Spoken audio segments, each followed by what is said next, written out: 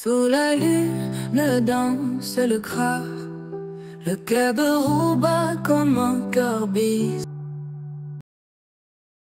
Dans le sud-ouest de l'Éthiopie, au cœur de la vallée de l'Omo, là où le temps semble s'être suspendu, vit une communauté fascinante. Les Bodis, aussi appelés Mehen. Loin des standards de beauté imposés par le monde moderne, cette tribu célèbre une vision unique de l'élégance masculine. Ici, ce n'est pas la musculature sculptée ou la silhouette élancée qui attire les regards, mais un attribut bien plus inattendu, un ventre rond et imposant. Bienvenue dans l'univers des Bodis, où la corpulence est synonyme de prestige, de puissance et de séduction. Chaque année, au mois de juin ou juillet, les Bodis se réunissent pour une cérémonie hors du commun. Le Kael. Ce rituel, qui marque le nouvel an dans leur calendrier traditionnel, est bien plus qu'une simple fête. C'est une compétition où les hommes célibataires rivalisent pour devenir le gros homme de l'année. Un titre qui leur confère gloire éternelle et admiration au sein de leur communauté. Mais ce couronnement ne se gagne pas facilement. Derrière chaque ventre impressionnant se cache une préparation exigeante, un sacrifice personnel qui dure 6 longs mois. 6 mois avant le Kael, les participants s'isolent dans des huttes spécialement construites. Là, loin des regards, ils se consacrent à une seule mission, prendre du poids. Leur régime? Une mixture aussi simple qu'extrême, du lait de vache frais mélangé à du sang, prélevé directement des veines de leurs précieux troupeaux. Les vaches, sacrées pour les Bodis, ne sont jamais tuées pour cela. À l'aide d'une lance ou d'une hache, un petit trou est percé dans une veine, le sang est recueilli, puis la blessure est scellée avec de l'argile. Ce breuvage, riche en calories et en protéines, est consommé en grande quantité, parfois jusqu'à plusieurs litres par jour. Les femmes du village, piliers de ce rituel, apportent ces bols matin après matin, veillant sur les compétiteurs comme des gardiennes d'une tradition millénaire.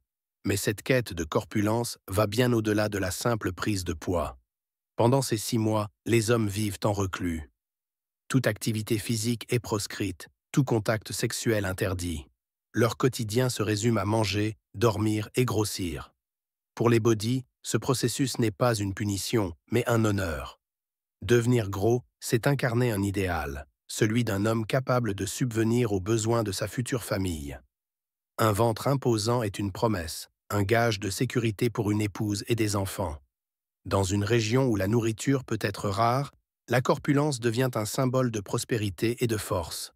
Le jour du Kael, la vallée s'anime. Les compétiteurs émergent enfin de leur hutte, leur corps lourd recouvert d'argile ocre et de cendres grises. Sous le soleil brûlant, ils paradent autour d'un arbre sacré, chaque pas résonnant comme une revendication de leur transformation. Les femmes les encouragent, les aspergeant d'alcool et essuyant leur sueur, tandis que les anciens observent, jugent silencieux de cette célébration de la chair. Après des heures de marche rituelle, un vainqueur est désigné.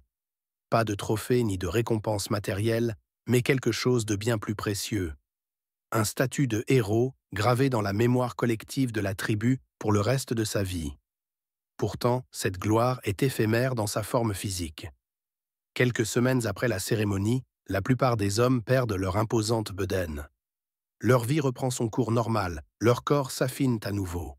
Mais le titre, lui, reste. Le gros homme de l'année conserve son aura, un modèle pour les jeunes générations qui rêvent, dès l'enfance, de marcher dans ses pas. Car chez les Bodis, comme l'a raconté le photoreporter Éric Laforgue, devenir gros est le rêve de tout enfant.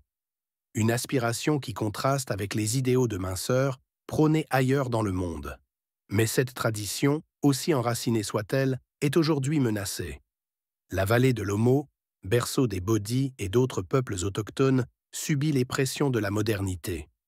Le gouvernement éthiopien, dans sa quête de développement, a entrepris des projets massifs. Barrages hydroélectriques, plantation de canne à sucre, relocalisation forcée. Ces initiatives bouleversent l'écosystème fragile dont dépendent les Bodis, mettant en péril leurs troupeaux, leurs terres et, par extension, leur mode de vie. En 2019, des campagnes de désarmement brutales ont visé la région, ajoutant une couche de violence à ces transformations.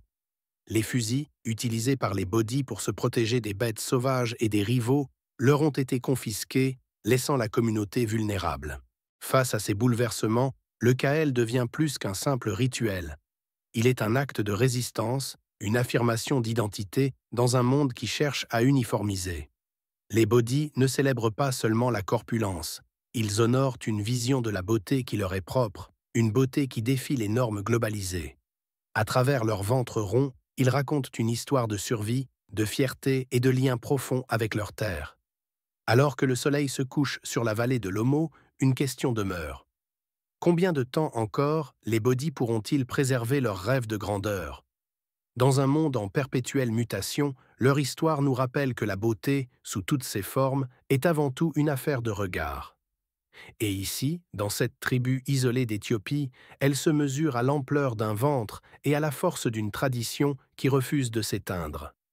Merci d'avoir voyagé avec nous au cœur de la vallée de l'Omo pour découvrir l'incroyable histoire des bodhis. N'oubliez pas de vous abonner, de partager cette vidéo et de la liker pour soutenir notre exploration des cultures uniques à travers le monde.